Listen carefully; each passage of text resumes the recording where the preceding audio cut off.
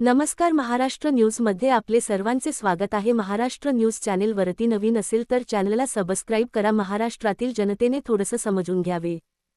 केंद्रात आणि महाराष्ट्रात सत्तेत असलेल्या राजकीय पक्षाने म्हणजे भाजपा आरएसएसने अगोदरच धुमधडाक्यात आणि अतिशय जोशात जाहीर केले आहे की त्यांना हिंदू राष्ट्र निर्माण करावयाचे आहे। सत्तेत आल्यापासून भाजपा आरएसएसने प्रत्येक क्षेत्रात हिंदू राष्ट्राला अभिप्रेत असलेला एक निर्णय धीरगंभीर होऊन घेत ते पुढे पाऊल टाकत निघाले आहेत।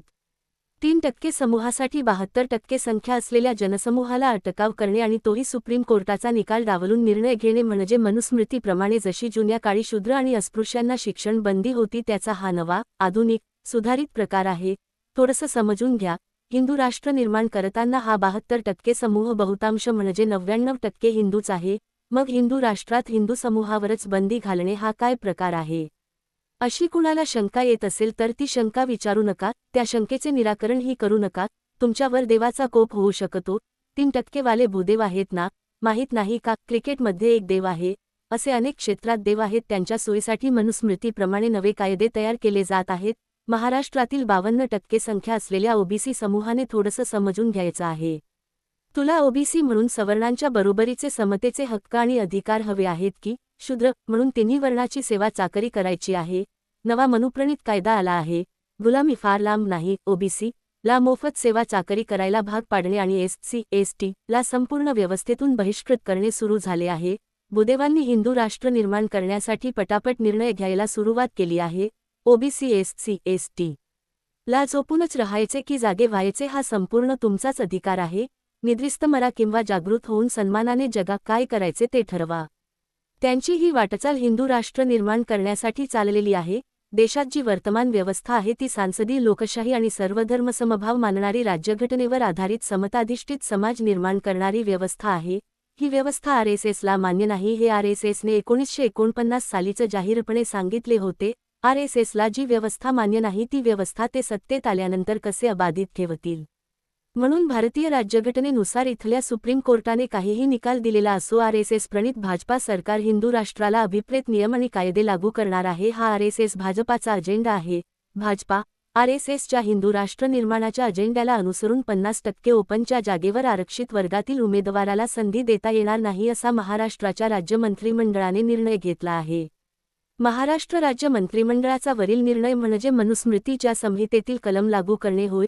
हेही थोडंसं समजून घ्या। कुणाला शंका येईल भारतीय राज्यघटना कधी बदलली आणि मनुस्मृती केव्हा लागू झाली?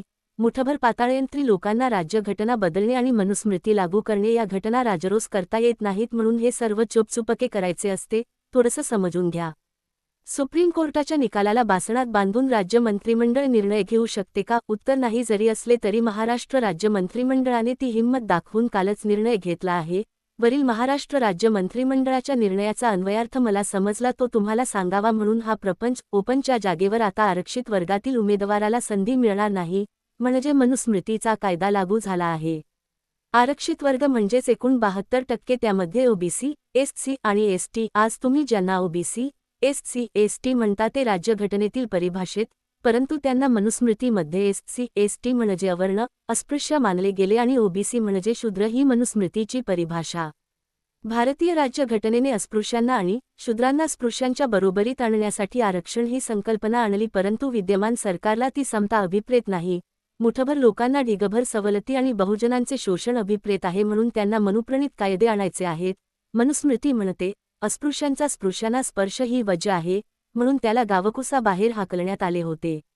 त्या अर्थाने ओपनच्या जागेवर अस्पृश्य वर्गातील एससी, एसटी ला नोकरी देणे, संधी देणे, सवलत देणे, बरोबरीचा हक्क आणि अधिकार देणे हे कसे शक्य आहे? म्हणून ओपन बरोबर एससी, एसटी बरोबरीने बसणार नाही याची दक्षता हिंदू राष्ट्र निर्माण करणार या महाराष्ट्र राज्य मंत्रिमंडळाने घेतली आहे। मनुस्मृती म्हणते शूद्राने विद्या ग्रहण करू नये, जर त्याने तसे केले तर त्याला देहदंडाची शिक्षा द्यावी। शूद्राने धनसंचय करू नये, जर त्याने तसे केले तर त्याचे धन लुटून ब्राह्मणास द्यावे। शूद्राने ब्राह्मण, क्षत्रिय, वैश्य या तिन्ही वर्णाची मोफत सेवा चाकरी करावी।